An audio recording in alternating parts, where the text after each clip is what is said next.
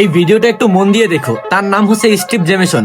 সেই ছোটবেলা থেকে কিন্তু অনেক বেশি স্বপ্ন দেখছিল যে সে বড় হয়ে একটা জুতার কোম্পানি দেবে বা জুতার একটা শোরুম দেবে।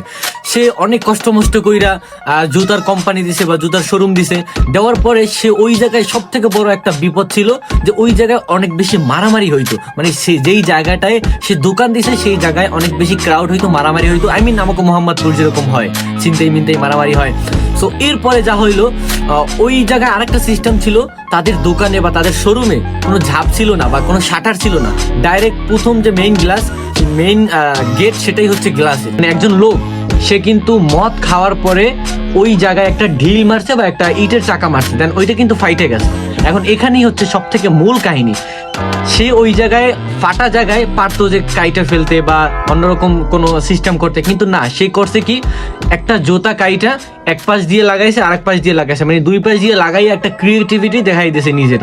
যখন এই জিনিসটা করলো তখন আগের থেকে অনেক বেশি তার সেলস বাইরে গেছে, মানে সে অনেক বেশি বিক্রি করতে পারতেছে, কারণ অনেক বেশি একটা আশ্চর্য জিনিস হয়ে গেছে। এরকম আশ্চর্য জিনিস কিন্তু অ্যাভেলেবেল দেখতে পায় না, অনেক দূর দূর থেকে মানুষ কিন্তু তার ওই জুতাটার ডিজাইনটা দেখতে আসে।